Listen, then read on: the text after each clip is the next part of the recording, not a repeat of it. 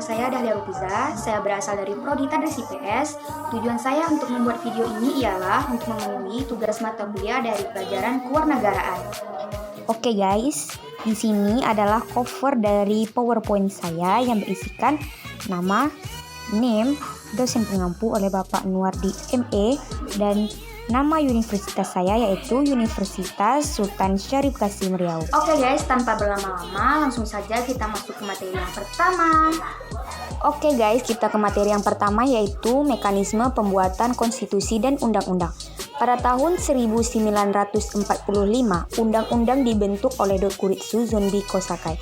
Bila diterjemahkan ke dalam bahasa Indonesia ialah Badan Penyelidik Usaha-Usaha Persiapan Kemerdekaan Indonesia, yang disingkat yaitu BPUPKI, dan Panitia Persiapan Kemerdekaan Indonesia, yang disingkat PPKI, menetapkan bahwa Undang-Undang Dasar 1945 yang kemerdekaannya dibacakan oleh proklamasi pada tanggal 17 Agustus 1945.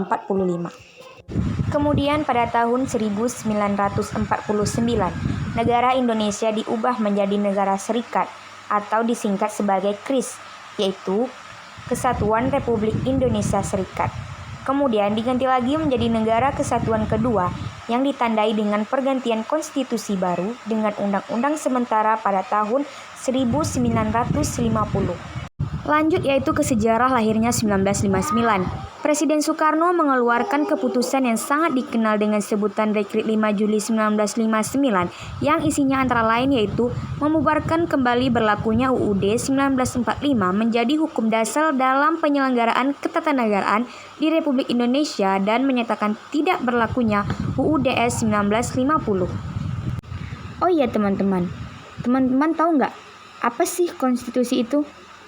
Oke, saya jelaskan. Konstitusi itu merupakan hasil karya dan pemikiran orang-orang yang duduk menjadi anggota konstituante yang dibentuk dan dipilih oleh rakyat. Kenapa sih konstitusi sering berjalan tidak sempurna? Ada dua kemungkinan alasan kenapa konstitusi sering berjalan tidak sempurna. Yang pertama, susunan konstitusi merupakan hasil kompromi politik antar anggota partai politik dan kelompok kepentingan dalam masyarakat.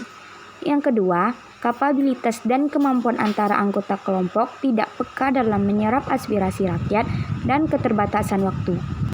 Oh iya teman-teman tahu nggak? Menurut Jimli Al-Sidiki bahwa perubahan dari UUD 1950 kepada UUD 1945 merupakan tindakan pergantian konstitusi baru.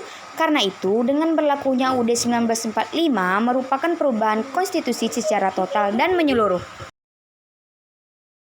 Dalam sejarah konstitusi Indonesia telah terjadi beberapa kali perubahan atau UUD 1945. Sejarah proklamasi 17 Agustus 1945 telah terjadi perubahan-perubahan terhadap UUD negara Indonesia. Teman-teman bisa lihat di bawah ini ya, ada 4 poin telah terjadi Indonesia secara berubah-ubah. Lanjut ke materi berikutnya yaitu pengertian Mahkamah Konstitusi dan penegakan hukum pasca amandemen UUD 1945. Ada 2 poin yaitu Mahkamah Konstitusi. Apa itu Mahkamah Konstitusi? Mahkamah Konstitusi adalah suatu lembaga peradilan sebagai cabang kekuasaan yudikatif yang mengadili perkara-perkara tertentu yang menjadi kewenangannya berdasarkan ketentuan Undang-Undang Dasar 1945. Poin kedua yaitu penegakan hukum pasca amandemen.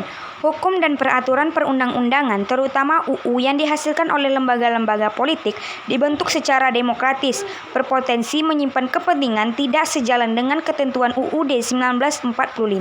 Materi selanjutnya yaitu hukum Islam dalam perundangan di Indonesia.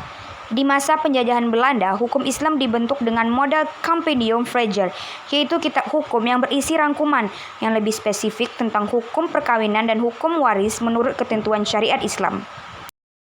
Pada masa kemerdekaan hukum Islam lebih dapat diterima walaupun mendapatkan tantangan dari golongan lain dan partai politik yang berhaluan nasionalis. Lanjut ke slide berikutnya yaitu mengidentifikasi tata urutan perundang-undangan di Indonesia dan dinamika pelaksanaannya. Teman-teman bisa melihat gambar segitiga ini, yaitu merupakan suatu struktur yang dibuat oleh pemerintah Indonesia. teman-teman bisa melihat tingkatan yang paling atas hingga bawah. Yang pertama yaitu UUD 1945, yang kedua UU Perpu, ketiga UU Pemerintah, keempat Peraturan Presiden, yang terakhir yaitu Peraturan Seluruh Daerah, termasuk dari provinsi, kabupaten, dan desa. Oke teman-teman, lanjut ke slide yang terakhir yaitu slide ini berupa penjelasan tentang struktur-struktur yang telah ada tadi, yang telah saya tampilkan tadi. Teman-teman bisa membaca dan memahaminya terlebih dahulu. Ada poin-poin penting di sini dan teman-teman bisa memahami dan mengambil pelajaran dari apa yang telah saya tuangkan kepada teman-teman. Semoga teman-teman paham dan mengerti ya.